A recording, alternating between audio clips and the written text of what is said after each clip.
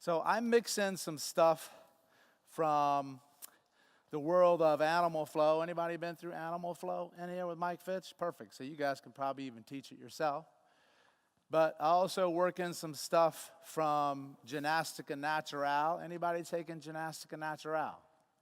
Gymnastica Natural is from the world of Brazilian Jiu-Jitsu, and it's kind of a more hardcore version of animal flow.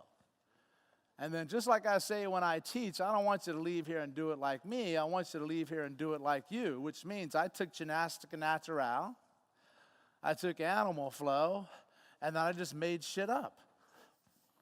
And I just kind of go with the flow. That's the whole thing, right? I mean, just kind of go where the movement takes you. And if you want to do it with me, you can find some space out here on the floor because you can't do it sitting on your ass. But if you want to just sit, you can sit. I'm going to come up on the stage. I'm going to take my shoes and my socks off because I'm evidently talking about two joints today, right, that you want to work on most athletes. And I'll tell you what they are right now.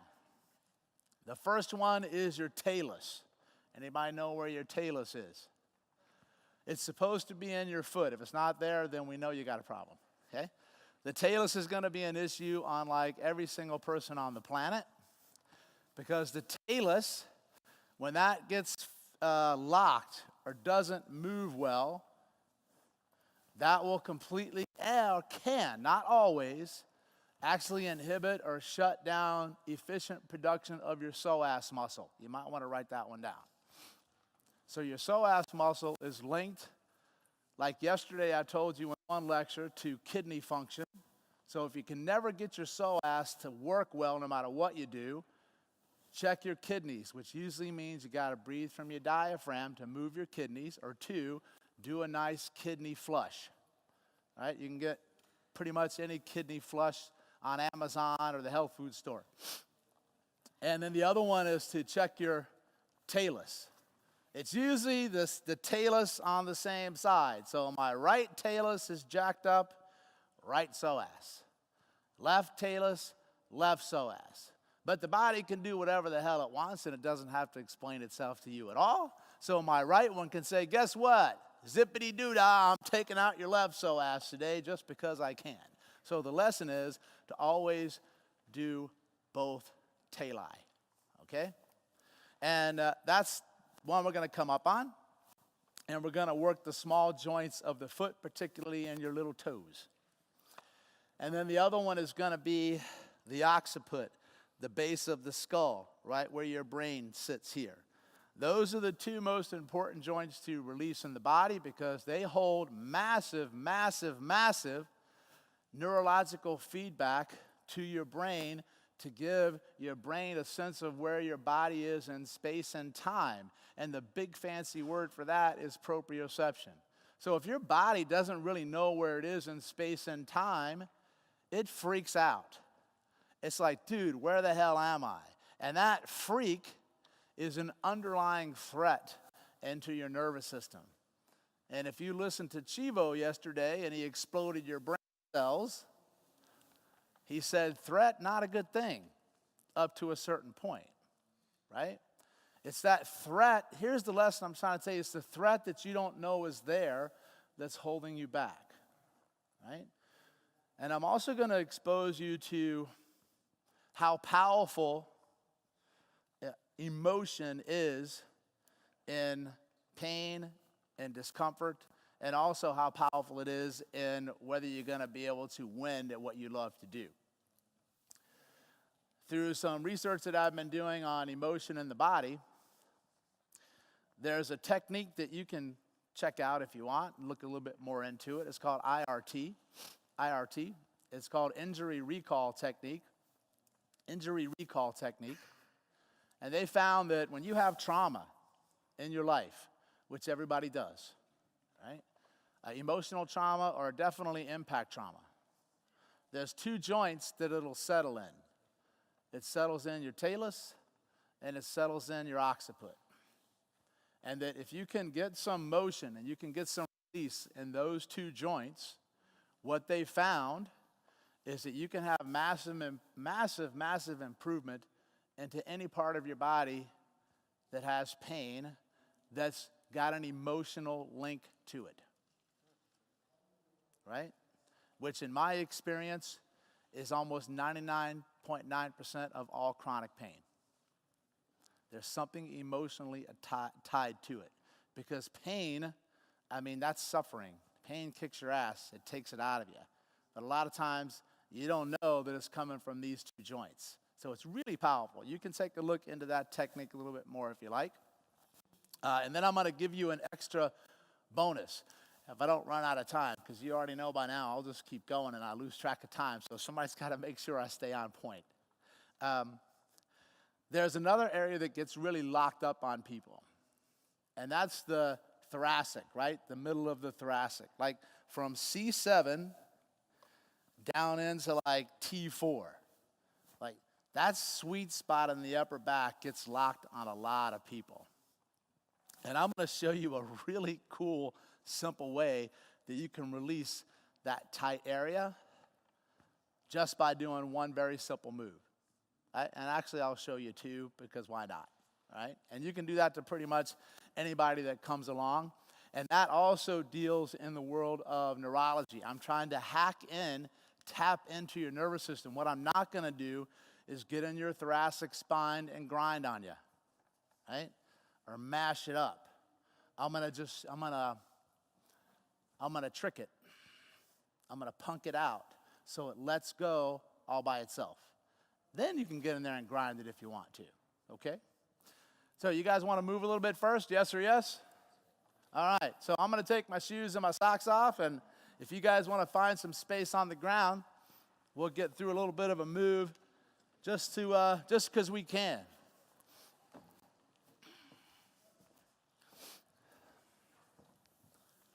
All right. I'm even going to do these in jeans. All right. You're going to have to go down on the ground. And here's where you're going to go. You're going to go down on the ground, sit on your butt, put your feet out in front of you, feet flat, arms behind you. I got to move this or I'm going to crush it when I go down. Okay. Now, if anybody's taking animal flow, it's very simple here. All you're going to do is just lift your butt up off the floor about 1 inch and hold yourself up there. And all I want you to do is don't sink down into it. Just hold yourself up nice, okay? All you're going to do from here is what's called an under switch. It's very simple, so you can watch me. I'm going to go to the left side first. I go over to the left, and I circle back up underneath. So I just do a circle over the left and end up where I started. And make sure you slow yourself down, okay? And then you'll go the other way, so you go to the right. So watch, this comes up, foot comes up, hand comes up. He comes down, he comes down, he comes down. Got it? Just make sure you don't kick your neighbor.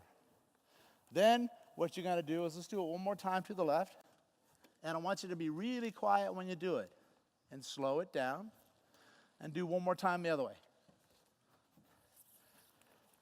And now you're going to go faster. And then go back. Good. And now we're going to open up your thoracic spine. So here, I want you to put your right ankle over your left knee. And just sink down towards the floor. And then just sit. Now, let your leg fall over so your foot goes flat, but keep your hands where they are. Feel how you open up a little bit? Now watch. Take this leg, lift it up, bring it around, and then take your hand off and go like that. So you're like this. Got it? So now what I want you to do is walk yourself to the left a little bit. Feel how you're tightening up? Now drop down to your left elbow. Take your right hand, put it up toward the ceiling, then reach up over your head and just elongate and squeeze your right butt cheek nice and hard. Then take your right hand, put it on top of your right hip near your pelvis. This is going to be a forward roll. So what I want you to do is roll forward, trying to bring your shoulder and your elbow towards the floor. And then now, roll backwards, pulling your shoulder and your elbow back, look up toward the ceiling, squeeze back hard and squeeze your glute on top. And then roll forward, and then roll back, and then roll forward, and then roll back. And then come up back to your start position, okay? And then come back to here, come up again, put your foot over here, left one over, sit down into it. You should feel that on the left glute, like you're stretching your piriformis, right?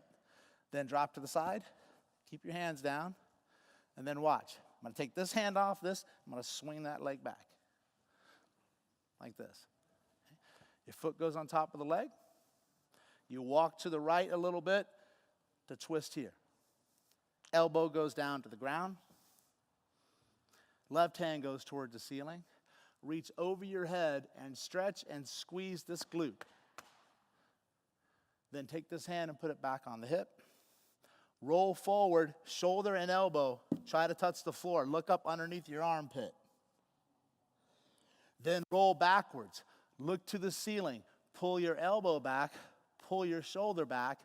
And really go back as far as you can and squeeze that glute. You should feel that on your hip and roll forward. And then roll back. And roll forward. And then roll back. And then come back to center. Nice, easy, quick rotation just to open yourself up. Very cool. And then when you get comfortable with that, you do it really, really fast between one and the other. Make sense? Okay. All right. So you can stay on the ground, you can go back up, you can sit, you can stand and do whatever. And then, as always, what I'm going to need to do is probably work with somebody in the audience just to give you a little demonstration of how this works. So I'm going to need anybody that wants to be a volunteer to come on up, and then I can use to show you how we do these. You want to do it? Perfect. Okay, why don't you come on up stage? All right. What's your name? Michelle. Michelle. Okay. You got any issues we need to know about physically or besides the obvious psychological ones, right? No, physically, a little bit knee pain. Knee pain all right? Yes. Okay. Non-traumatic? Casual. Hurt from an injury or just, okay. Yeah. Okay. All right. So what we're going to do here is I'm going to check and see and show you how you can assess the strength of the psoas muscle on its own.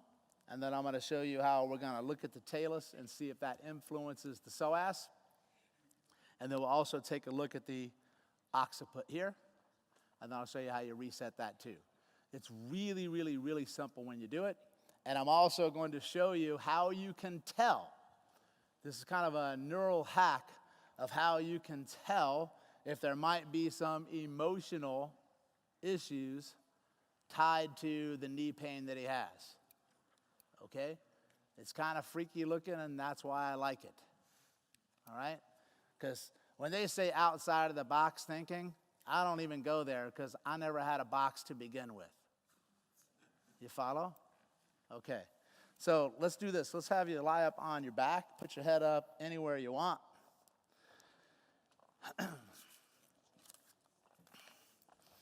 And this one, when I show this one, I'm going to let you guys actually try this with each other, okay?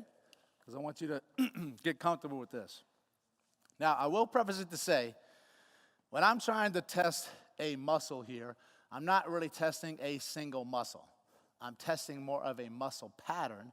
I'm trying to isolate a muscle as best I can. And we do that by pretty much elongating the muscle, eccentrically loading it along its normal line of drive to stress it, okay? Now, the psoas muscle, so that attaches in your thoracic spine, yeah? Right down here near the lumbar, right down this way, like 1, 2, and 3. Then it goes diagonally this way towards your hip, and it does this motion, correct? That way. So it goes diagonally this way. Now, to test that, what we do is we actually put the body in that position. So what I'm going to do is I'm going to raise the leg up this way. We keep the knee locked. We relax the foot. We want the foot relaxed because if you hold excess tension in the foot, one of the biggest compensations people do to stay strong is they dorsiflex the foot. And when they dorsiflex the foot, what are they locking down in? The talus, right? They're locking down the talus, and they're trying to get their strength and power from the foot as opposed to here. Now, a dancer will be the opposite. A dancer will do this.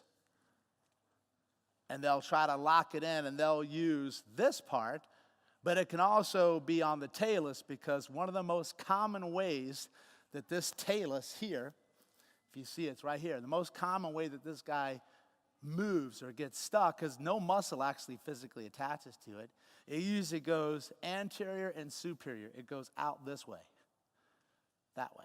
So that's why in my world as a chiropractor, if I want to move this, I take the talus, I put my hand over here, and I go pop, and I pull it back in.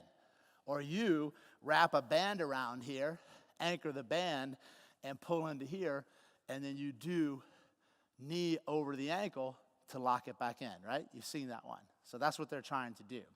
But when it comes up and out, that can really blow out your psoas, right?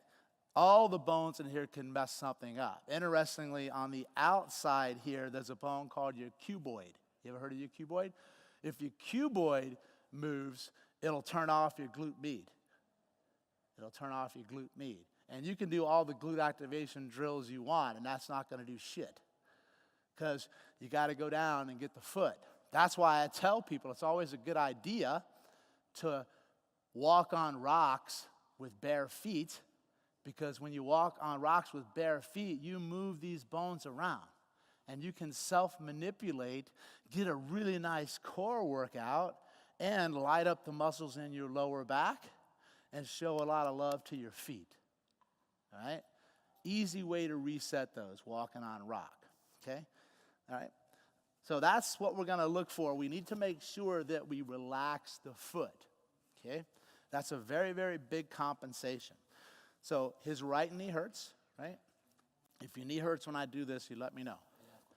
Okay? So he's going to keep the knee locked, and we're going to turn the hip out, and then the psoas muscle goes this way. So what I'm trying to do is lengthen that, and I'm just going to have him hold that up, first of all, on his own. Hold it up. And I'm looking to see if he can even hold it up, like 4 seconds. Then what I'm going to do is stabilize over here on the opposite side pelvic bone. Here. Then what I'm going to do is I'm going to push the leg down towards the floor at an angle. I'll hold your leg because I know your groin's getting tired. Okay? At an angle. What I'm not going to do is push down. I'm going to push that way. You see what I'm doing? This way. And the key to this is he moves up into my hand first before I push. That means he's in control. If I push first, he's not in control. That's a threat to his system. 1, it might hurt, or 2, he doesn't know how hard I'm going to push, and he can push back too hard. So he goes first, right? And when he goes first, just goes easy. He doesn't have to go really hard. He goes easy, and then I'm going to end up going hard, all right? And I'm looking to see, can this hold, right? So you hold that there. Knee is locked. Relax the foot. I'm going to hold here, right? And you need to exhale out and relax your system. As he exhales out, push up into my hand, and then go. So that'd be a no, okay? So he already knew it. His brain said, WTF, I can't do this at all. If you have vulnerability here, remember the knee is the most stupid joint in the body. It only does what the foot will allow. The foot will allow. And the hip can control. So right now, the hip can't control anything, and the foot might not allow it because of a fixation in the talus as a possibility. You understand? Okay? So what you can see sometimes is if he locks the foot, it makes this stronger. Okay? So if I have him dorsiflex the foot and hold the foot like this, you got it? And then he holds it up, and then he pushes up, he's good. But if I take the talus away again, and then he pushes up, he's going to be even worse now, right? So his compensation is, his driver is ankle joint compression. Now, I don't know which came first. I really don't give a shit because I'm going to fix both anyway. You follow? But now I have to see, is the other side not working well? Because what you might find is, you might find this psoas on the painful side works good. And you're like, okay, well, that doesn't make any sense. What the hell do I do now? Well, you check the other side. Because the other side may have the issue, but the right side is the overall compensation. You follow? So you always do both sides. Now, normally I would go over to the other side and show you, but because of this, I'm going to do it from here. So when you do it to each other, you're actually going to move to the other side and do it that way. Because when you test, it's much easier when you have your elbow over where you're pushing, because that controls your direction, all right? So we raise it up first, and he holds it there. And I want to see, can he hold it? Does he shake? Does he arch his back? Is he in pain? If it hurts anywhere in here, I already know he doesn't own it. Okay? Hold that up. Then I'm going to hold here. You press up into my hand. So he doesn't have that one either. So he's kind of a hot mess all the way around. All right? Now, I'm going to have him lock this one and see if that helps. Okay? Because this will be really fun. Can you lock that ankle? So you turn it back. Hold this up, okay? All right? Press up into my hand. So that's a lot better. Right? Now relax it, and then I'm going to do the same thing. That'd be a no, okay? So we've got a problem on both tali, all right? Does that make sense? So if you test the psoas and it tests good, well, that's cool. Then you move to the other side, right? But I'm going to show you what you're going to do anyway. All right? If you find a psoas that tests good, I want you to do this. Now, whenever you walk and I put my foot down, what am I doing to the joints in my ankle? Am I decompressing or am I compressing? I'm compressing, right? That's a foot strike. That's pressure on my heel going through the system, right? So what I'm going to do on the ground here is that, and don't worry, I'm going to walk you through this step by step, okay? I'm going to be the ground reaction force. So let's say I tested this psoas, and it was really, really strong. And I'm going to ask the room if somebody has a psoas that's strong. Then I'm going to tell you to do this. With the client's permission, I'm going to be the ground reaction force. I'm going to hit the talus in the ankle. Then I'm going to go back and retest. And then I'm going to see if the psoas is still strong or if it's not strong. What you may find is it's not strong anymore. Why? Because I just compressed the talus. You see? Because lying on the ground, I'm testing it. But it's not the same as after I walk on 2 feet. But you can trust me on this. If you don't have the strength with your psoas lying on the ground from me pushing on it just a little bit, I can guarantee you don't have the strength in your psoas when you have to control your own body mass in a gait or a run. You will be a hot mess when you stand up. Okay? Does that make sense? So we have to have a baseline on where we are. And then I'm going to give you, I try to make this really, really simple. You're like, Doc, this is a really nice show, but when I get back, there's no way in hell I'm going to be testing anybody's psoas. Well, I made it easy for you. Just do the talus anyway, because it's a win. I just want you to see how messed up you can be, all right? Or he can be. But we're going to fix him, okay? So you're going to do the resets I'm going to show you anyway. Think of it as like a checklist. Go do your warm-up in the corner with your foam roll. Ping! Do these 3 joints. You got it? Are you ready to try it? Yep. Okay. So those that want to do it, you don't have to do it. You can just watch from afar if you want to. Those that want to do it, I want you to partner up. lie on the ground. I'm going to walk you through the first one, then you'll do the second one really fast. You should go with your partner. Okay, thank you. You'll come back up, okay? All right, find a space on the ground, all right? Find a space on the ground. One person lies on their back. One person is kneeling next to your partner.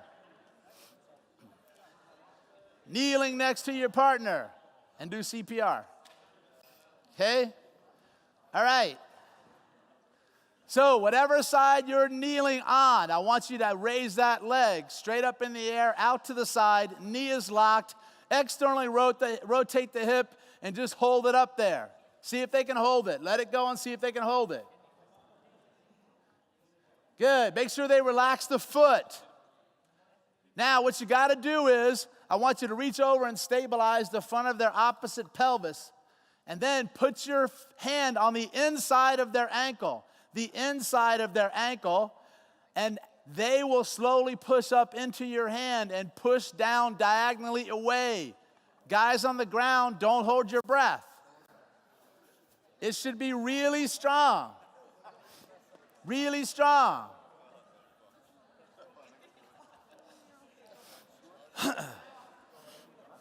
Then check the other one. You guys good? Good. So you want to go here? You're going too far this way. You need to go that way. So you're going here. I want you to aim towards my hand. Okay? Good. And then now check the other one.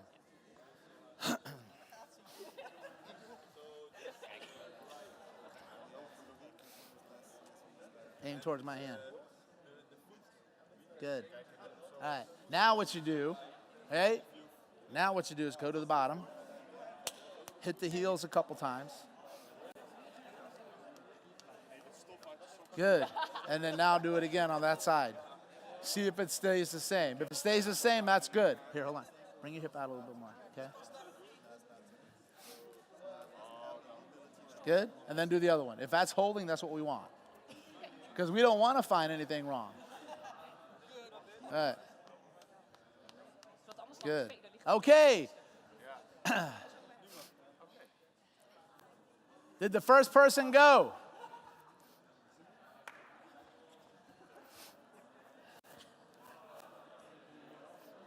Yep. Go diagonal that way. Yep. Head down. Okay.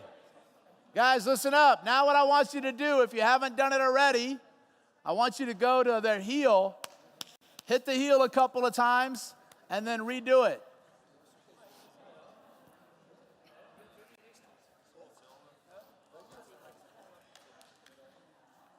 You guys okay? You good? Yeah. Okay. Uh-huh. No, if it's weak, yeah, when you're testing it the first time, then you compress it in there. You're looking for if it changes, if it gets stronger or weaker. Most of the time, what it'll do if you had a strong one and you hit that, it'll go weaker. Make sure they relax the foot when you test it. She needs to flex the feet. No, you don't have to. You just go like this, like that. Okay. But why do you want to flex the feet? Because you're more powerful with... No, I don't want you to flex the foot. You don't want to flex. No, you relax the foot. But you test it with relaxation and with... Yeah. Right? Yeah, but I wanted to show you how it's supposed to be good without flexing the foot.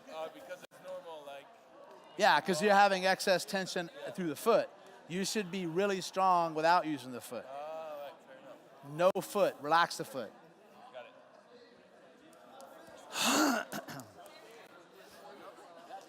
One question. If you put the leg like here, it's one thing, but if it's here and I start here, it's another thing. Yeah, it is, because it's just, you don't want to start too high. You want to start about here, okay? Because you can test the muscle through different ranges. Like you can go here, and then you can go here, and then I can go there. I do it in different phases, but you just pick right in the middle. Okay. That's standard mid-belly, okay? First we do without tapping. Yeah, just here. They relax the foot, right through the heel. But we do that in the beginning always or not? No, I'm just showing you how it'll happen. the difference between hitting the foot and not hitting the foot. There you go. You guys good?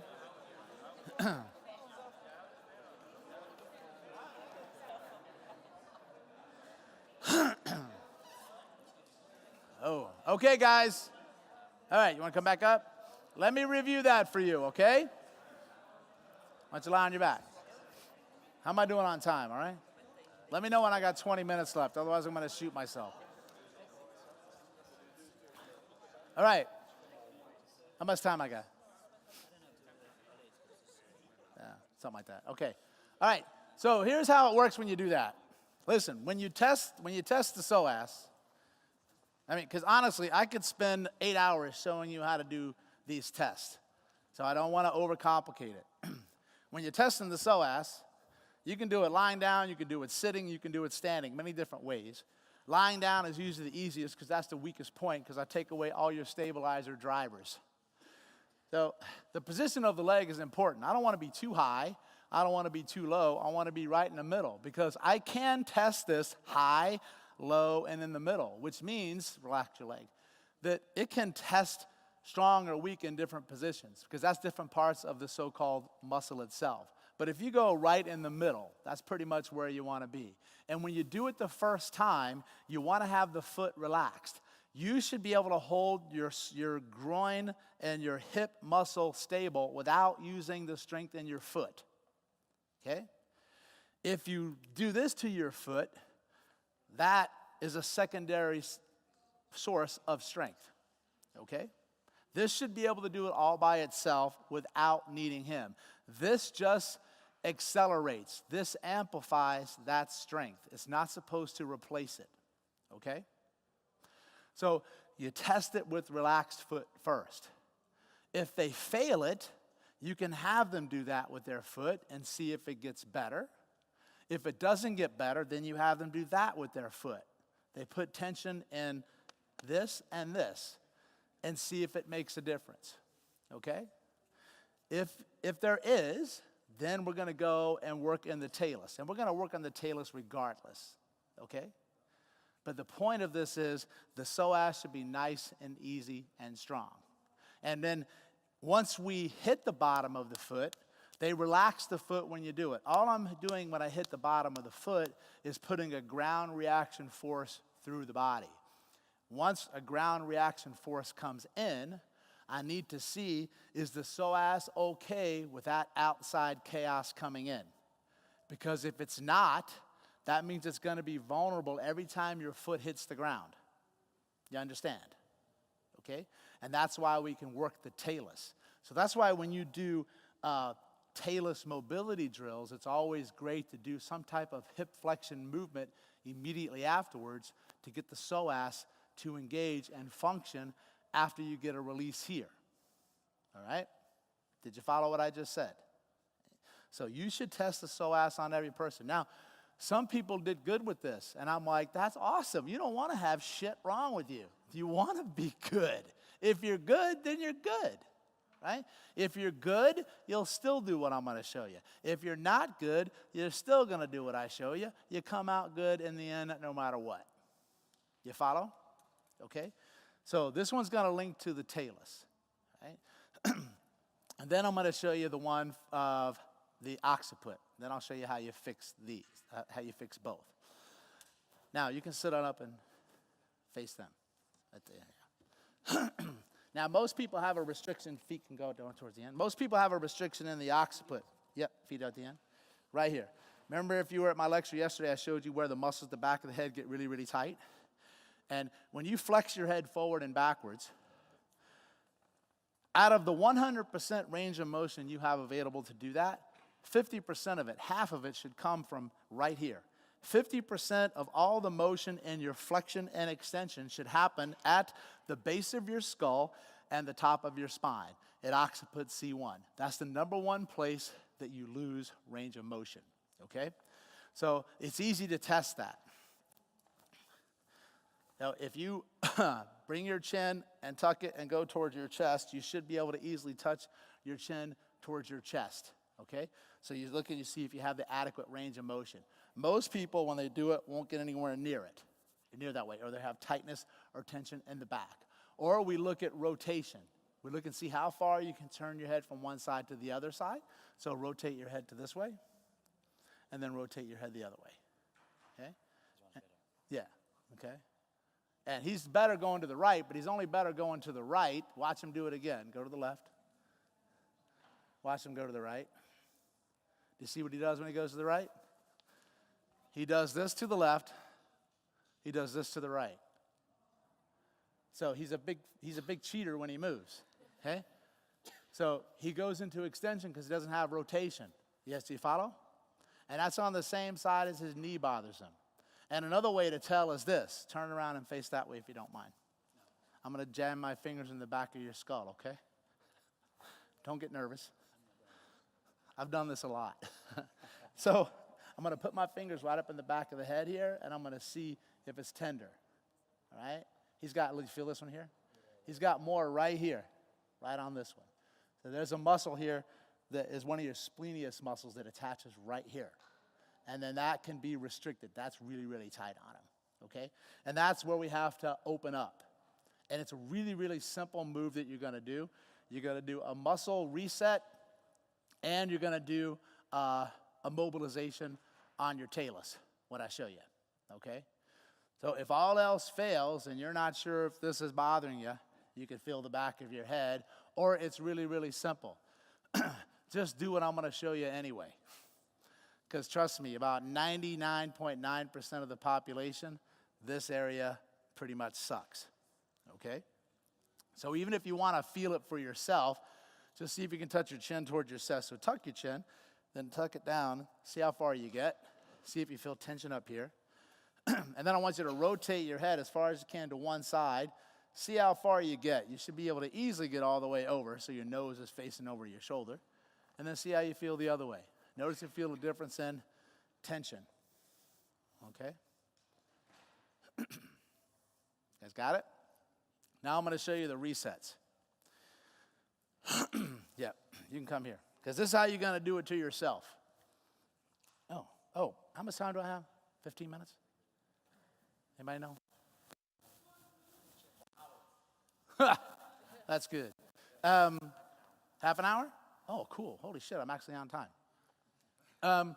So before I move into that, you guys want me to show you how you can check if there's an emotional component to it? Yes. It's kind of, there might not be, but if it is, it's really cool to see. So I'll show you. So you can lie on your back again. So I do a lot of the strength testing, I call it, right? I don't even like to call it muscle testing. I call it strength testing because it's the fastest way that I could take a peek inside of your brain and see if I throw you into any kind of threat or pain response, your body has one reaction. I'm going to get away from that, man. If it doesn't feel fear, if it doesn't feel threat, or it's not anticipating pain, it's going to be standing up to me. It's going to be like, bring it. I will take whatever you've got, brother. That's what I want. I want a badass beast mode nervous system. I don't want a punk ass. All right? But here's the thing. You might not know it's a punk ass until I threaten the area that's got an issue of it. Here's how it works.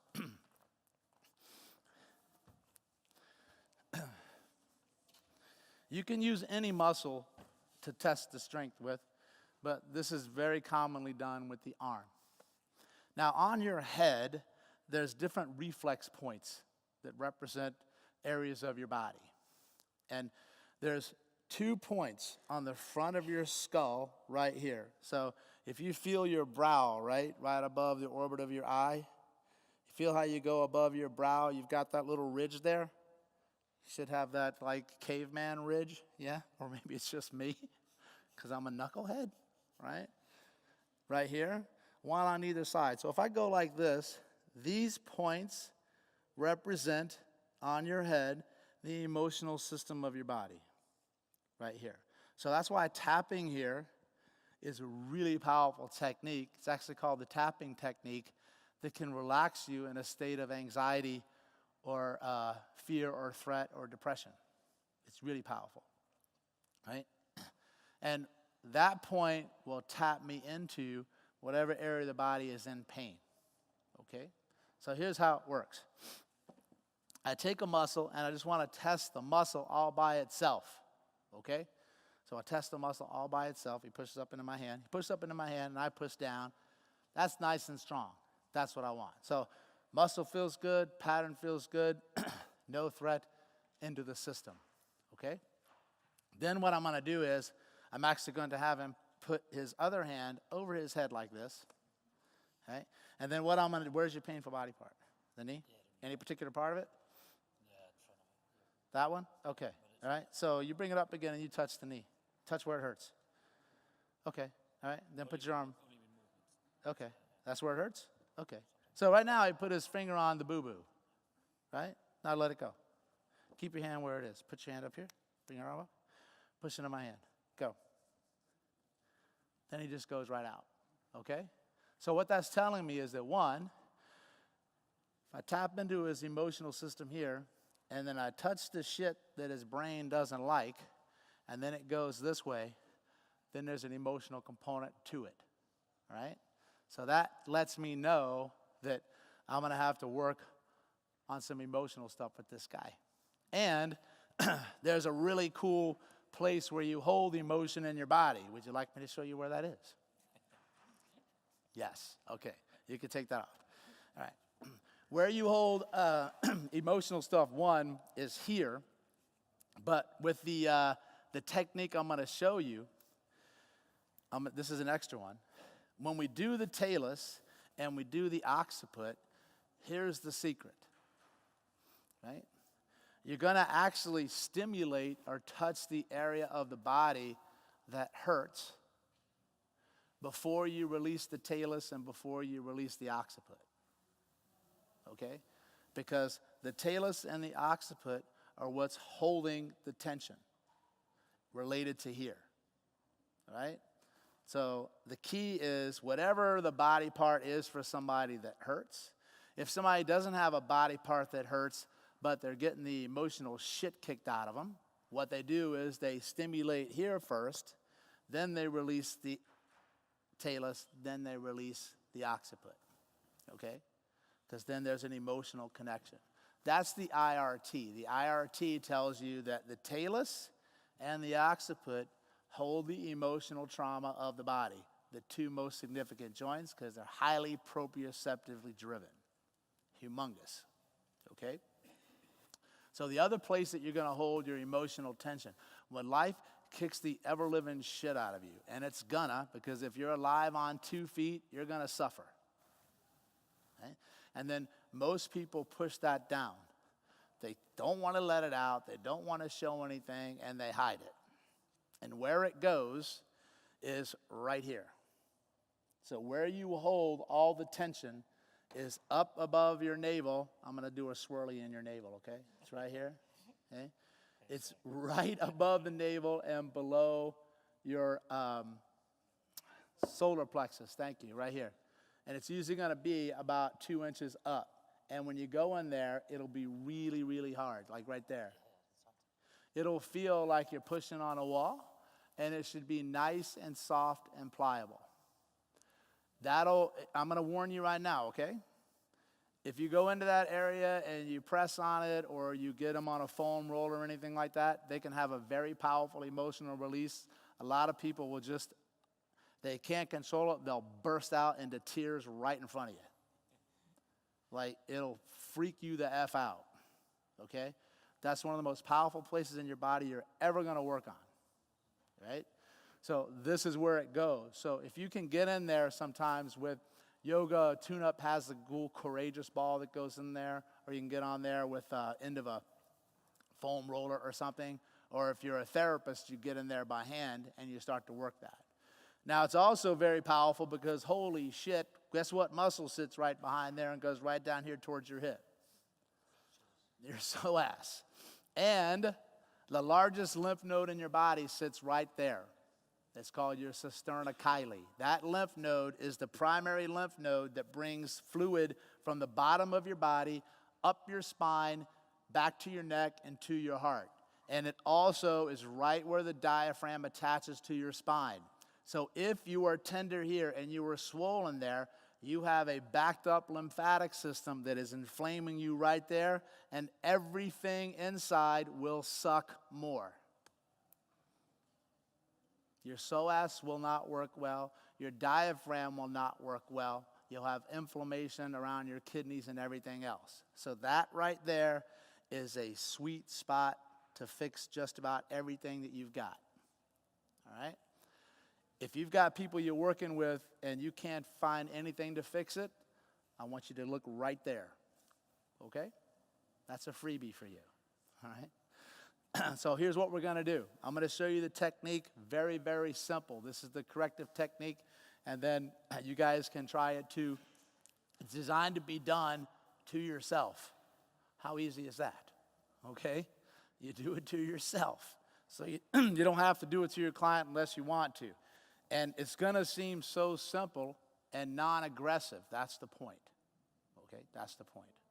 And then I'll show you the extra one at the end to help free up your thoracic spine, if you'd like to see that one, okay? So let's face towards them together, and we'll all do this together, all right?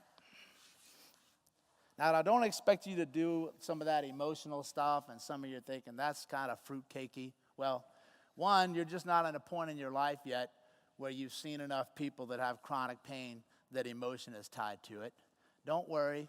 You'll get to it when you're ready, okay? But it's really powerful. I don't expect you to do that. I just want you to see how many things are out there that you might not be aware of that can be holding your athlete or your clients back. Because the last time I checked, your training clients are human beings, and they have to leave your facility and your training and go back into maybe a relationship that's very toxic, or a home environment that is shitty, or a job that they hate, or they just lost somebody in their life. That stuff affects your body, okay? Trust me. And I do a lot of work with autoimmune clients, people that are very sick, and traditional medicine can't figure out why. All the autoimmune people have had in their past some really cataclysmic emotional event that kicks it off. That's usually what does it. And you have to go back to that if you want to get them well. Okay? So here's how it works. You guys can do this sitting in a chair. Seated? Where's the coffee? All right? You can do it seated there, or you can do it on the ground. All right? So for him, it's going to be this. So the technique is this. Now, if you have an area that hurts you, right, what I want you to do is I just want you to stimulate the area that hurts you. So just rub it. Like, because when you're hurt, right, don't you want to go in there and rub it and say, oh, like the boo-boo feels better? And do you ever notice, like, when a kid falls and scrapes its knee, his or her knee, and is crying like a banshee, and then mommy comes over and then she, like, kisses the boo-boo or touches it. Then all of a sudden, like a hot fucking second, it's gone. Like, what happened there, right? That's emotional, right? So it's the same thing, all right? So you're going to be your own mother, okay? All right? So you release that. Now, here's how you release the talus. You can do the talus release with a band if you're doing it already, or anything else, but this is a very simple one. You cross your leg over you. Now, the talus sits right here. So if you put your foot down and you turn like this, so here's the talus, right? Like there. Now, there's two ways you can do this with your hand. Now, one, you can grab over top with the bottom hand, and you can take the top hand, and then you can push down like this. So all you're going to do is push the talus down. Push the talus down, right? So what you're doing is relaxing the foot. When you push the talus down, and if you even pull your leg the other way, you're decompressing the talus. Now, if you feel more comfortable, you take the other hand and put it on top, and then you put this one over top, and then you push with the top and you pull with the bottom. It's whichever one you feel more comfortable with. One is going to feel a little bit more natural to you when you do it, okay? But the point here is that you don't have to go hard to decompress the joint because no muscle's attached to it. And all you got to do is just decompress and hold that guy for a few seconds and then do it a few times. I used to do it about 4 times for about 4 seconds each, okay? And then you're going to touch the painful part again. Then you're going to go over to here and do the same one over here. You can grab it any way you want. I like to grab over top, and then I push down, and I pull my leg away, and I'll hold for 4 seconds, and then I relax, and I'll do it about 4 times, okay? The key is you have to relax your ankle. No tension in the ankle, okay? Now, to do the back of the head, it's really, really simple, okay?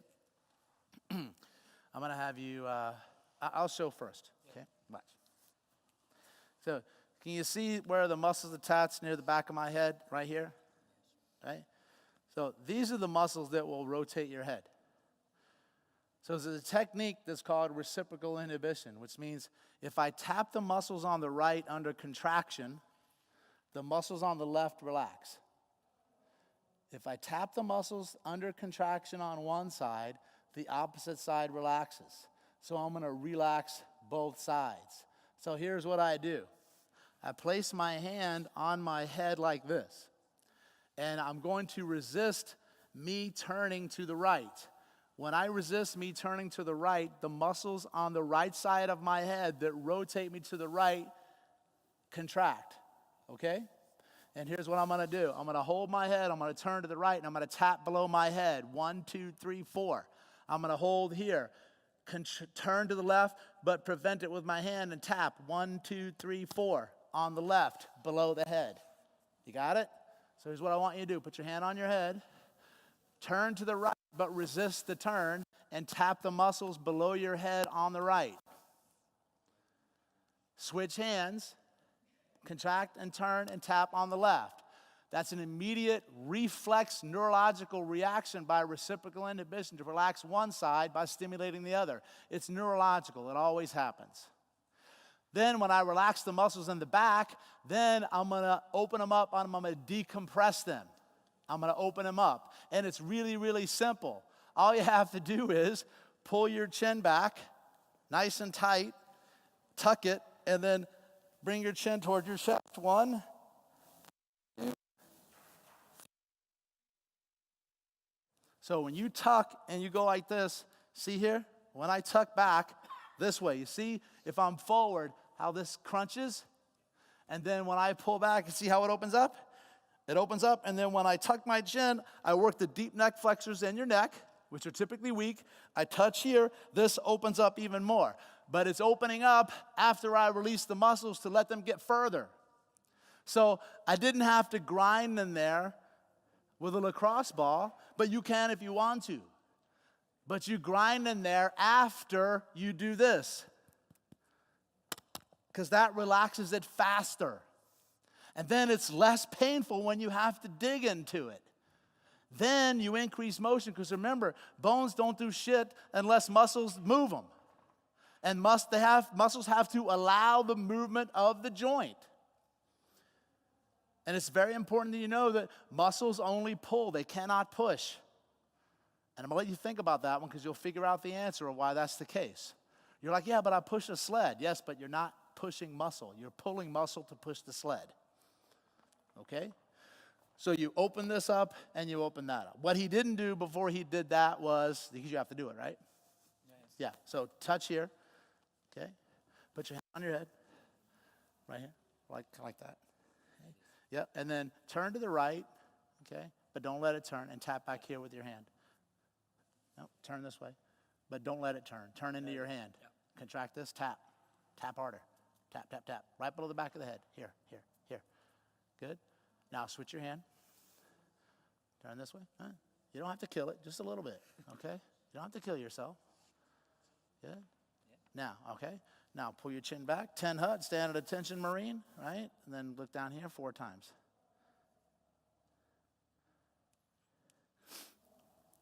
Good. And relax. Okay? So we open this up. We open the talus up.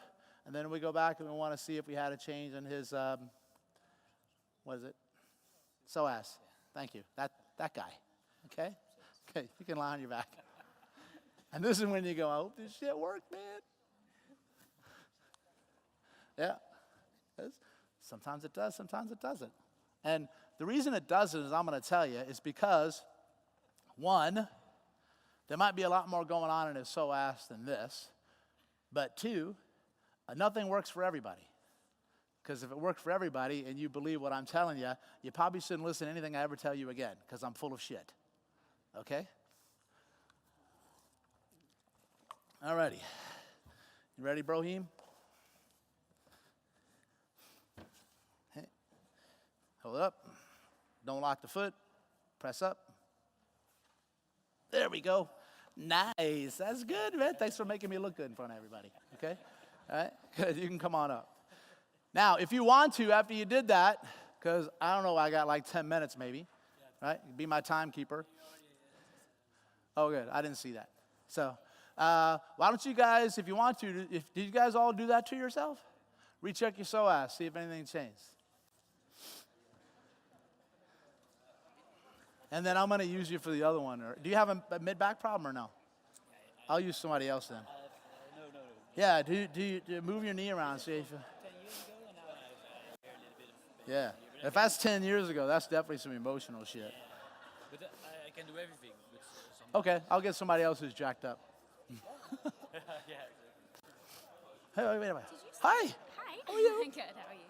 Did you say about a release for this one? Because that's where I get like all of my abdominal. I get like bad anxiety pain. Like Oh, yeah, just in yeah. here, and it feels horrible. That's a special release I can show you. Okay. Yeah. Maybe I don't show that just to anybody. I won't show it to them. Maybe at the end, because I'm leaving after your tour, then I can grab you and maybe. Yeah, you got. Okay. Amazing. Yeah, I'll show you. It's really, really powerful. That'd be amazing. Yeah.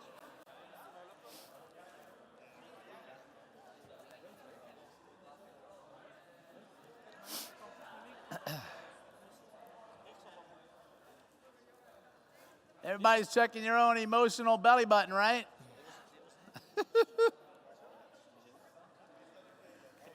All right, that should be pretty fast for you.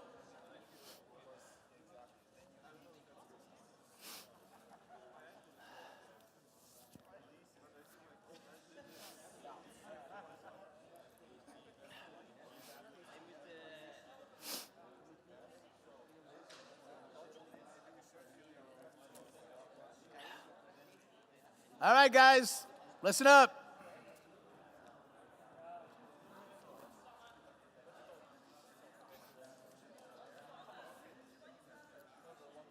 All right, let me wrap this up in a nice bow for you so you know what to do when you get back. Hopefully it worked for some of you. If it didn't work, well, one, you might have to do it a couple times. And even if you do that and it doesn't work, well, guess what? It ain't going to work for you. There's the big news flash. Okay? Now, one, if you feel comfortable doing a psoas test on somebody when you get back, by all means, you go ahead and do it, okay?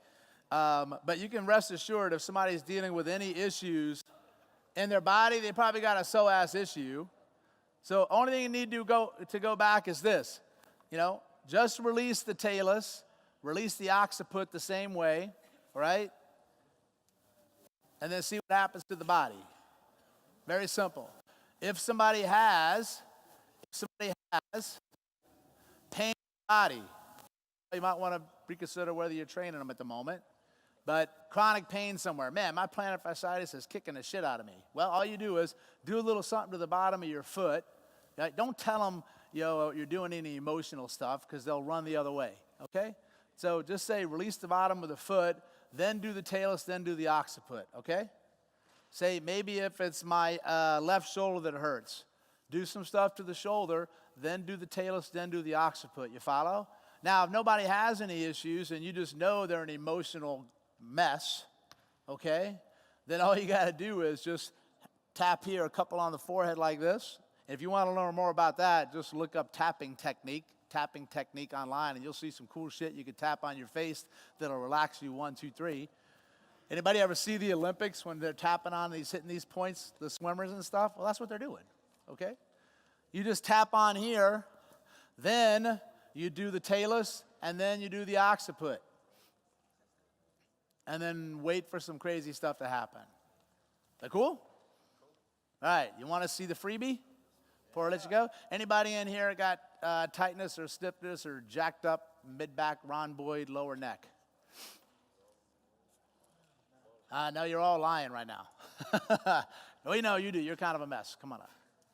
All right.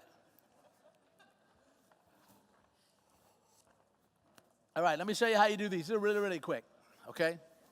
So this is when you're going to get a lot of tension in here, like C7, T1.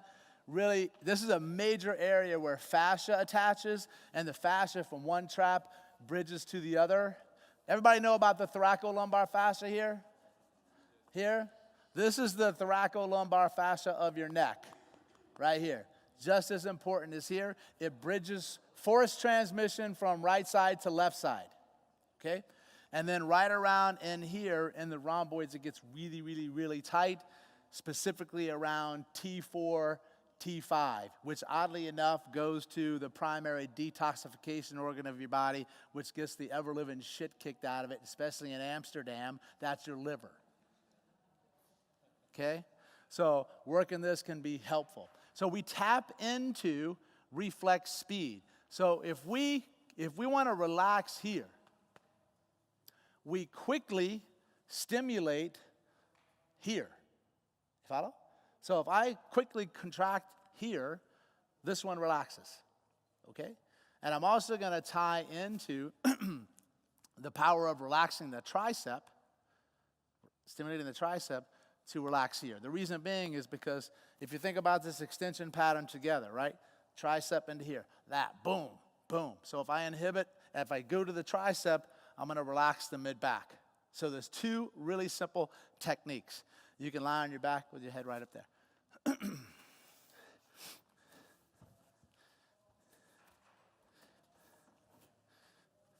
So here we go. You're going to put your hands up like Superman, okay? Oh, he's going to go here. And I'm going to ask him in a moment to close his eyes. The reason I have him close his eyes is because 80% of your sensory input to your brain comes from vision. So when your eyes are open, it's a shitload of overload to your nervous system, and everything's going crazy. When you close your eyes, I relax the system. Any stimulation I put into the system goes faster, okay? So what I'm going to do is I'm going to say this. You'll have your eyes closed. You won't know when it's coming, but I'm going to take your arms and I'm going to push them down like this. As soon as I push him down, I want him to, as fast as he can, push towards the ceiling. So the cue is, when I push down, then you push towards the ceiling as fast as you can. He won't know when it's coming. So there'll be a slight delay. You follow? So it's going to be like this. You ready? Move down a little bit. So I change the angle. See how he stimulates this? So it's going to relax the back. The key to it is the speed. Okay? Straight up. One more. Good. So when you do that, and you go back and you say, "Are you serious, Doc?" Then you go back and you check in this mid-back region. It'll relax it from C7 down into about T4, T5. Then the other one is this. He puts his hands like this, like that, like this. Bend your elbows, like that. So he pushes this into my hand to contract his tricep. As he does that, I do this, I chop across the tricep. So when I stimulate the tricep here, as he's pushing into it, that reflexively relaxes the mid-back. Remember? Stimulate to relax. Stimulate to relax. Then from that point, okay, you can come on up. Then when you go back in and you check for, you can stand here and then turn that way. Like tissue tightness, stiffness, things like that, you'll usually immediately notice it completely relaxes. It completely relaxes. So if you do that first, and then go in and do some of your tissue work, and then go in and maybe do some of your activations, that's even better, because he really relaxed over here compared to here, big time. But you have to do this in different phases, because if you're up high like this, if you go like that, do you feel how you feel it in different parts of your thoracic spine? So this is a little bit higher then that goes lower here. So you do it in different positions. So the cue, again, let me show you one more time. Lie on your back, then I'll let you guys go. They have their eyes closed, and you say, I'm going to push down on your arms, and then when I do that, you push toward the ceiling as fast as you can. Okay, so you start here. Go. 1, 2, quick. Like that. Then he goes like this, bends here, goes into here. Then I tap the tricep here, and that immediately relaxes back here, and it also relaxes the ones in the front this way. Very, very cool, very, very fast.